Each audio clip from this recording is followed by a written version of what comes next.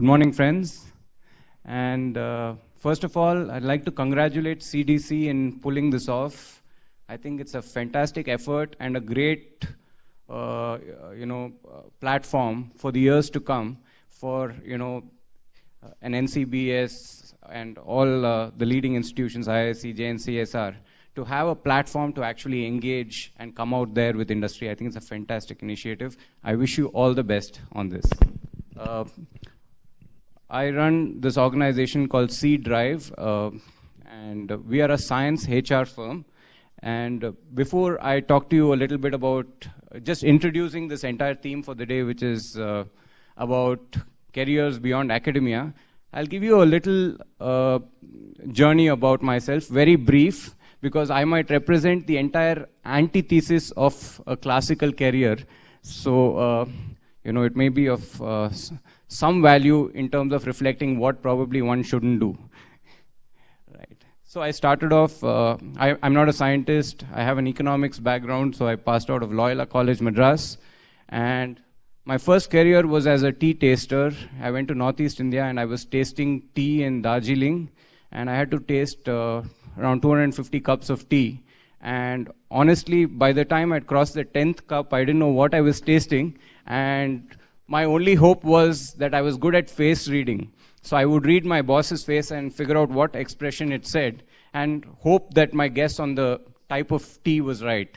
And while I became better at face reading, I realized that tea tasting was not for me and just wasn't my cup of tea. And so I moved on, I did an MBA, and then I moved into sales. I was selling Horlicks, Boost, Antacid Eno in the northern markets, C-class, D-class outlets. And while I wanted to do advertising, there wasn't a job at that point, so I did this.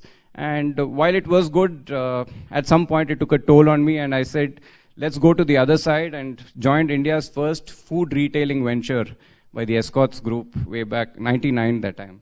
And then got lured by this entire dot-com bubble in Bangalore and came to do an IT startup in distributed learning and knowledge management. We had some angel funding, but very honestly, did I really connect with IT? Definitely not. And the lure was about, there was a bubble. It was those heady days where everyone spoke valuations and exits, and honestly, it was pure greed, to be very crude about it.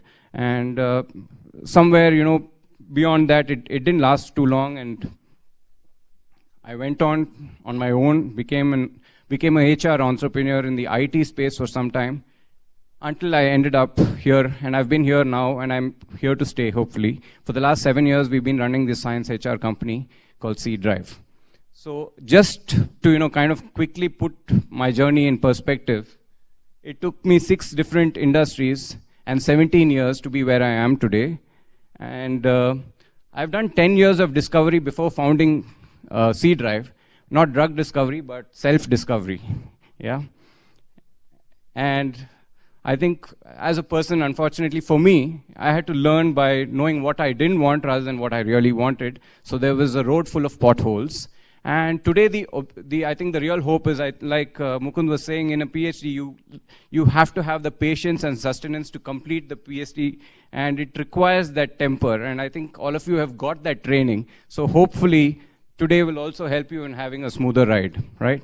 So what's the starting point? And I think this is where many people probably get carried away by what's out there, but you got to look within, and I believe self-awareness is very important. Look within and ask yourself a few fundamental questions. You have to take time out and, kind of reflect, introspect, whatever you may call it. Understand what kind of a person you are, extrovert or introvert. Dwell into your own capabilities. Are you an individual player, contributor, or a team player? What kind of a person, what kind of environment would suit you? What kind of organizations could work for you? Do you want to get into a large organization and seek stability and comfort and be a part of a big system? Or are you okay in a startup or an entrepreneurial setup where there is a risk element? And lastly, also you got to find out, are you a big picture thinker, or are you one of those people who likes, it's not that you can't be both. If you are, that's great. But, I'm just saying that there are two sides to every skill. And are you right brain or left brain? This is also important to know when you choose the kind of role you want. You don't want a pure right brain person taking up a very detail-oriented, pure monotonous, detail-oriented job. So you got to be, I think somewhere you got to be aware of yourself before you look out there. And then today, then once you're aware of yourself, I think like we said, the primary theme is to be very honest with yourself. And this is something that life will keep teaching us back if every time we sway. So somewhere you got to keep going back to your fundamentals. And that's something we've, I think, learned the hard way sometimes. And today is all about the second step, which is about career awareness. We have some of the best scientists. You have people across industry R&D. I think a lot of you are doing a lot of basic research. It would be useful for you to understand what is the application of your research. Where would it apply? Which industries, which sectors, what kind of roles would your research apply? And I think that's where conversations with the people here today would be very useful for each of you. There are roles where application specialists, we have people from GE, Lalit is here from GE. You can speak with him, understanding, how you can probably look at customer-facing roles with your PhDs and postdocs also. They do look at people who have those competencies, if you will. Business development, IPR. So there are a range of opportunities. I wouldn't want to dwell into any of these because there are experts who are coming in and speaking today on each of these. So, yeah. Once you've kind of figured out what are the various career pathways, I think it's very important you start mapping the market and making a list of companies who would fit into your frame. So you could list them by perhaps the therapeutic focus area, the research focus, the type and size of organization, what kind of organizations you want. Because when you're searching, it's very important to have a structure and method to it, the kind of jobs available and what kind of jobs fit you as an individual. And also geography. Some of you might have a geographic preference, so keep that in mind when you're looking for jobs also. And the last and most important thing is to connect and engage.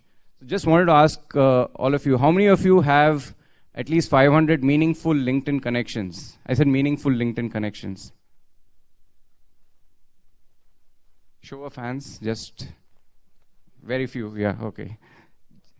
Facebook?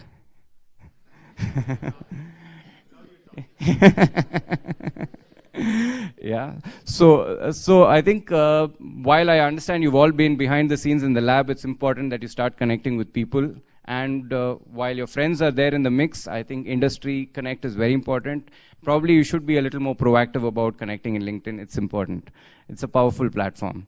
You may also want to visit our site. I'm not trying to promote myself, but C Drive Jobs is a place where you want to visit. We have a fair bit of jobs in this space as well. So I'm using this as a platform as well. And of course, conferences like these. And the key here is when you're connecting and engaging is, of course, first thing is to be visible. If you are invisible, I mean, I'm sorry, people don't know how great you are. So it's very important that you are accessible, visible, and the profile, I've seen many profiles, including people from NCBS, and I've seen that it's just a narration of your degrees or qualifications, but it's not authentic. It doesn't speak about who you are and what you have done, which differentiates you as an individual, and that authenticity is very important when you're making your profile, whatever it is, whether it's LinkedIn or especially in these kind of platforms. It's important to connect with your target audience, have a plan, and then connect with them. And this is what we call as greed matching. You got to really figure out what's in it for the other person to connect with you, and what's his greed, what's your greed, and at the end of the day, if you have to put yourself in the other person's shoes, and if you feel that you're able to connect with the other person's greed, then probably it makes sense for you to match up, because there has to be a connect. People don't want to waste time. So think about this and keep doing this on an iterative basis. How do I fit in? When what's in it for me? These are things which you got to constantly think about. And lastly, of course, you got to keep looking, keep looking, keep looking. So this is all I want to say for the day, and I leave the session and the day open with a last thought by none other than Steve Jobs. I thought it's a very apt quotation to set the spirit and tone for the day. He just says a few lines just to read. Your work is going to fill a large part of your life, and the only way to be truly satisfied is to do what you believe is great work. And the only way to do great work is to love what you do. If you haven't found it yet, keep looking, don't settle. He ends with, so keep looking until you find it, don't settle. I think that's good advice to start your search for the right career. So wish you all the best.